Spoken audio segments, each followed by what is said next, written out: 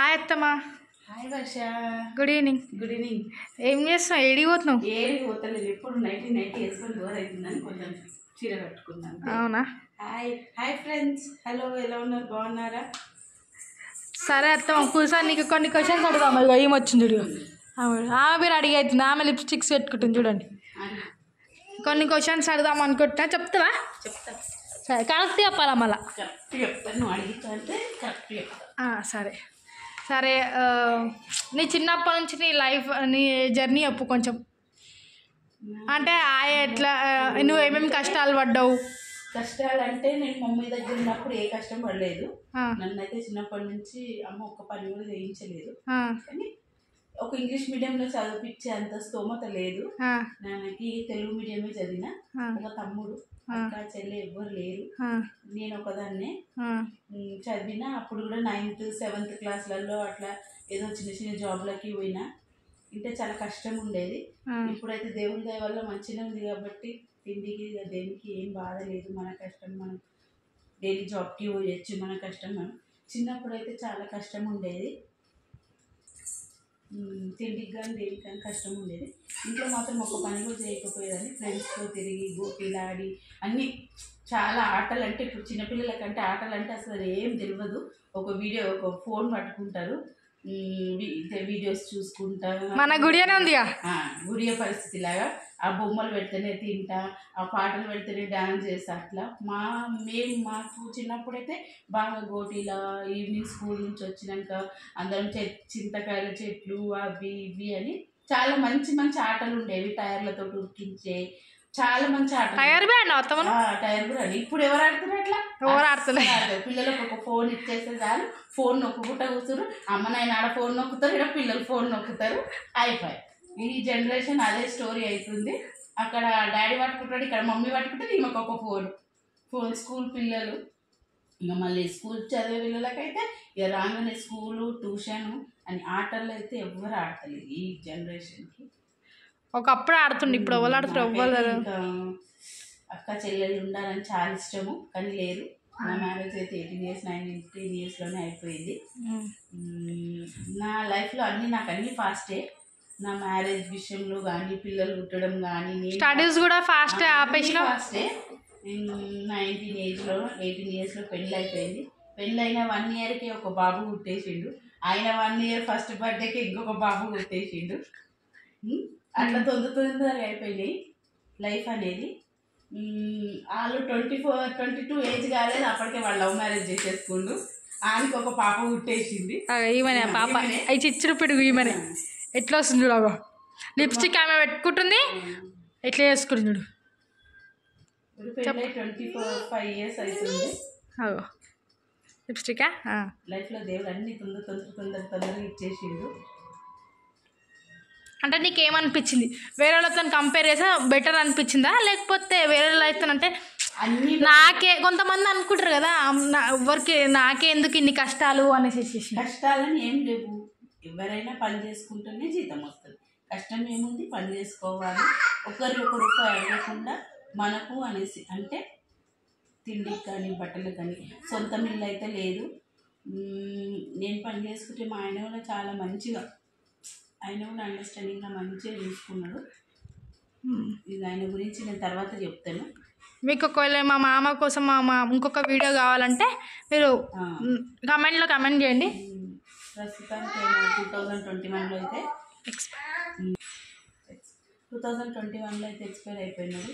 దేవుడు అన్ని ఇచ్చిండు. కానీ అదే 2021లో ఒక చెడు అయింది, ఒక మంచి అయింది. మాకు కూడా ఆడపిల్లలు అంటే లేదు. ఇక ఆయనకు కూడా ఆడపిల్లలు అంటే చాలా ఇష్టం ఉండే. అదే ఇయర్లో ఆయన చనిపోయిండు. అదే ఇయర్లో గుడియా కూడా పుట్టింది. ఇంకా ఆయననే గుడియా పుట్టింది అనేసి మేము ఆమెతో హ్యాపీగా అయితే ఉంటున్నాము. ఇంకా దేవుడు అట్లా కరుణించిండేమో అనుకుంటున్నాము. నువ్వు అడిగితే నేను చెప్తాను. అత్తమ్మ, నువ్వు అసలు ఏమనుకున్నా? నేను డెలివరీ అయినప్పుడు పాప పుడతా అనుకున్నావా, బాబు పుడతాను? మీ మామనే మీ ఆయన్నే పుడతారు అనుకున్నారు. నాకు ప్రెగ్నెన్సీ ఉన్నప్పుడు పాపనే అన్నారు. ఫస్ట్ ప్రెగ్నెన్సీకి, సెకండ్ ప్రెగ్నెన్సీకి. కానీ బాబు పుట్టిండు. ఈయనకు కూడా పాపలంటే చాలా ఇష్టము. సడన్గా పాప పుట్టింది. నాకైతే పాపనే పుట్టాలని ఉండే, ఈయన కోరిక మీదుగా పాపనే పుట్టింది కాబట్టి ఈయననే మళ్ళీ పుట్టిండు అనుకోని మేమైతే చాలా హ్యాపీగా ఉన్నాం. గుడియనే మాకు ఆయన రూపంలో చూసుకుంటున్నాము. మా ఫ్యామిలీలో కూడా మా అత్తమ్మకు కూడా 4 మగపిల్లలే, అమ్మాయిలు లేరు. అట్లా మాకు అమ్మాయిలు అంటే చాలా ఇష్టము. ఇక గుడియనే పుట్టింది కదా, గుడియనే మా ఆయనలాగా పుట్టింది. మా ఆయన బర్త్డే కూడా నవంబర్ 30కి, 2 డేస్లోనే గుడియ పెట్టింది. నవంబర్ 30కే పుట్టాలని మేము అనుకున్నాము, కానీ 2 డేస్ డిసెంబర్ 2, 2021లో పుట్టింది. అయినా ఇప్పుడు హ్యాపీ. దేవుడు ఆ రూపంగా నాకు మళ్ళీ దగ్గర అయిందని నేనైతే అనుకుంటున్నాను. ఏదైనా మన మంచికే అనుకుంటున్నాను. మేము ఎట్లుండేదంటే చాలా బాండింగ్ అనేది మాకు చాలా మంచిగా ఉంటుండే, నాది మా హస్బెండ్ది. ఎక్కడ పోయినా ఇట్లా చిన్న చిన్న షాపింగ్కి అయినా, వెజిటేబుల్స్కి వెళ్ళాలన్నా, ఎక్కడికైనా మేము ఇద్దరమే వెళ్ళేది. పిల్లలకు కూడా 22 ఇయర్స్ వచ్చే వరకు వాళ్ళకు కూడా కూరగాయలు అనేసి, మార్కెట్ అనేసి అసలు ఏది అలా పంపించకుండా నేను ఆయన తెచ్చుకున్న వాళ్ళు, మాకైనా ఏదైనా ఇట్లా ఫోన్ చేయగానే తెచ్చి పెడుతుండే. జాబ్కి వెళ్ళేటప్పుడు కూడా డ్రాప్ చేయడం, పికప్ అవన్నీ ఆయననే చూసుకుంటుండే. ఇప్పుడు ఈ 3 ఇయర్స్లో ఆయన లేడు, కానీ నాకు ఉన్నట్టే ఉంటుంది. కానీ నా లోపల నా సఫర్ నాకు తెలుసు. బయట మట్టుకు నేను జాబ్కి పోయేసా, గుడి ఉంటుంది నాది, నాకు తెలిసిపోతుంది. కానీ నేను ఒంటరిగా ఉన్నప్పుడు నా ఫీలింగ్స్ ఏంటి అవి నీకే తెలుసు, నాకే తెలుసు. ఆయన లేనిది నాకైతే చాలా బాధ ఉంటుంది. ఇంకెన్ని రోజుల్లో ఎంతో ఈ లైఫ్ ఎంతవరకు పోతుందో నాకైతే తెలియదు. కంపల్సరీ అయితే ఉండాలి. ఈ పెద్దయినది అయితే పెళ్ళి అయిపోయింది, మా చిన్న బాబుండు. ఆయనది ఒక సెటిల్ అయిపోయినాక ఇంకా నేను చూడాలి, ఇంకా ఫ్యూచర్ చూడాలి, ఫ్యూచర్ చూసుకోవాలి. ఇంకా ఏమన్నా ఇంకా ఆ బాబు ఒక ఇల్లు. మాకైతే సొంత ఇల్లు అయితే లేదు ప్రస్తుతానికి. చూస్తున్నాము ఎక్కడన్నా తక్కువ బడ్జెట్లో దొరుకుతాయి, కానీ ఇప్పుడు బడ్జెట్ మన బడ్జెట్కి ఆ బడ్జెట్కి అయితే దొరికేటట్టు లేవు. చూడాలి ఇంకెన్ని రోజులు ఈ ప్రయాణంలో ఎన్ని రోజులు కష్టపడాలి అయితే తప్పదు.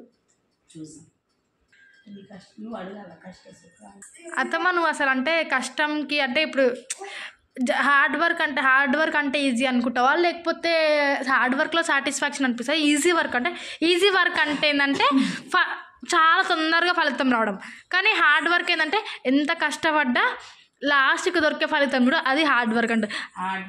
నువ్వు దేంట్లో బిలీవ్ చేసావు అంటున్నా? కష్టం ఉండాలి, సుఖం ఉండాలి. రోజు బిర్యానీ తినాలంటే కాదు కదా, ఒక రోజు మనం అన్నంలో తొక్కు కారం వేసుకొని తిన్నా అది కూడా టేస్ట్గా ఉంటుంది. రోజు బిర్యానీ తినాలంటే కాదు కదా, ఎన్నో కష్టాలు పడితేనే అవుతాయి. కష్టము ఉంటుంది, సుఖము ఉంటుంది. మన 5 ఏళ్ళు అనేవి ఒకలాగా ఉండవు. ఒకరోజు కొన్ని రోజులు బాధపడతాం, కొన్ని రోజు సుఖం పడతాం.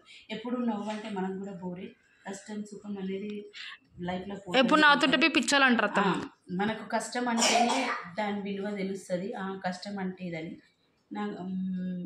కష్టం కూడా ఉండాలి. లైఫ్ అన్నప్పుడు అన్నీ పోవాలి, చేదు తీపి అన్నీ ఉంటేనే మన లైఫ్ అనేది మంచిగా పోతుంది. సుఖంకి అలవడుతుంది, సుఖంకి అయిపోతాము. నేనైతే కష్టం అనుభవించిన, సుఖం అనుభవించిన, అన్నీ అనుభవించినాను. నేను మా ఆయన తక్కువ జీతంలో ఉన్నా కానీ కూడా నేను చాలా హ్యాపీగా ఉండే ఆయనతోటి. ఆస్తి అంతస్తు అవేమీ ఆశించలేదు. ఉన్నంత వరకు అయితే మేము హ్యాపీగానే ఉన్నాము. మాకు కూడా అంటే ఏమంతా కష్టమైన సమయంలో కూడా అన్నీ లైఫ్లో అన్నప్పుడు అవన్నీ ఉంటాయి కదా, అవన్నీ పోతేనే మనకు ఒక సక్సెస్ఫుల్ అనేది తెలుస్తుంది. ఇప్పటివరకు కష్టపడి. కానీ నేను ఇంకొకటి అడుగుదాం అనుకుంటున్నా అత్తమ్మ. ఇప్పుడు నువ్వు కార్తిక్ కరణ్ వాళ్ళకి కష్టం అనేది కష్టం అనేది వాళ్ళకి తెలుసా, లేకపోతే వాళ్ళు సుఖమే అనుభవించరా, లేకపోతే వాళ్ళ లైఫ్లో కష్టం కూడా అనుభవించరు, ఇప్పుడు ఫ్యూచర్లో వాళ్ళ సక్సెస్ అనుభవిస్తారని అంటున్నావా? ఏంది వాళ్ళు ఇప్పటివరకు అయితే కష్టం అనేది వాళ్ళకి తెలియదు, పైసల విషయంలో అని దేని విషయంలో అని. ఇప్పుడు వాళ్ళ డాడీ లేనందుకు ఈ 3 ఇయర్స్కి అయితే కష్టం అంటే మనం కూడా ఇంట్లో పని చెయ్యాలి, ఇవ్వాలి అనే థాట్ అయితే వాళ్ళకి వచ్చిండొచ్చు మేబీ. అంటే డాడీ ఇంట్లో కష్టపడి ఇవ్వాలని కాదు, మమ్మీ చూసుకుంటుంది అనుకో, కానీ డాడీ లేడు కదా మనకి ఇది తక్కువ అవుతుంది, మమ్మీ ఏం తక్కువ చేస్తుంది అనేటట్టు కాదు. డాడీ ఉన్నప్పుడు ఎట్లా చూసుకుందో మమ్మీ కూడా అట్లనే చూసుకుంటుంది. కానీ ఇంకొకటి ఏంటంటే, అరే మనం కూడా ఇంట్లో మమ్మీకి ఇవ్వాలి, మమ్మీకి బ్యాక్ సపోర్ట్ ఉండాలి, మమ్మీ ఒక్కతే చేస్తుంది అనే ఒక పాయింట్తోనే వాళ్ళు పని చేస్తున్నారు. అంటే అప్పుడు పోతున్నారు అనుకో, ఇప్పుడు వాళ్ళు ఏంటంటే ఒక ఇనిషియేటివ్ తీసుకుంటున్నారు అనేది ఎక్కువ అయిపోతుంది. ఇప్పుడు డాడీ లేనందుకు నాకు కూడా రెస్పాన్సిబిలిటీ అనేది పెరిగింది. అప్పుడు ఏ చిన్న విషయానికైనా ఉన్నాళ్ళే చూసుకుంటారులే అనేసి ఒక భరోసా ఉండేది. ఇప్పుడు ఏంటంటే హెడ్ ఆఫ్ ద ఫ్యామిలీ నేనే కాబట్టి మొత్తం ప్రతి ఒక్కటి నేనే చూసుకోవాలి. ఇప్పుడు మా బాబుకి కూడా పెళ్ళైంది కాబట్టి వర్ష కూడా జాబ్కి వెళ్ళాలనుకుంటుంది. కానీ పాప చిన్నగా ఉంది. ఇప్పుడే పాపకి 2 ఇయర్స్ కాబట్టి జాబ్ చేయలేదు. తను కూడా డిగ్రీ కంప్లీట్ అయ్యింది. ఆమె కూడా మంచి ఆఫర్స్ వస్తున్నాయి, కానీ చేయలేకపోతుంది. ఎందుకంటే పాపను చూసుకోవడానికి ఎవరు లేరు. ఎవరం ఇంట్లో ఉండము. నేనైనా జాబ్కి వెళ్ళిపోతా, ఇంకా ఇంటి పని చూసుకొని పాపని చూసుకొని ఉంటుంది. కొంచెం ఒక 1 ఇయర్ అట్లా ఉంటుంది. కొంచెం పాప పెద్దగైనాక తను కూడా పోతుంది. ఇంకా అప్పుడు మాది అప్పుడు అనేది ఇంకెట్లుంటుందో తెలియదు. ఒక బాధ ఏంటంటే ఇప్పుడు రెంట్ కట్టుకొని 10 వేలు రెంట్ కట్టుకొని చాలా సఫర్ అవుతున్నాం. ఒక సొంత ఇల్లు ఉండాలనుకుంటాం.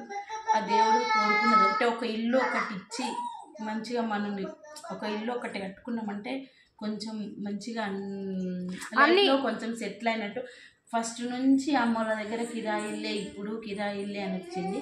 కానీ ఒక ఇల్లు కట్టుకుంటే మంచిది అనిపిస్తుంది. కానీ ఆ ఇల్లు అనేది మన తలరాతలు ఎప్పుడుందో తెలియదు. అది త్వరలో రావాలని ఆ దేవుణ్ణి అయితే కోరుకుంటున్నాము. ఓకే ఫ్రెండ్స్, ఈరోజుకైతే వీడియో ఇంతే.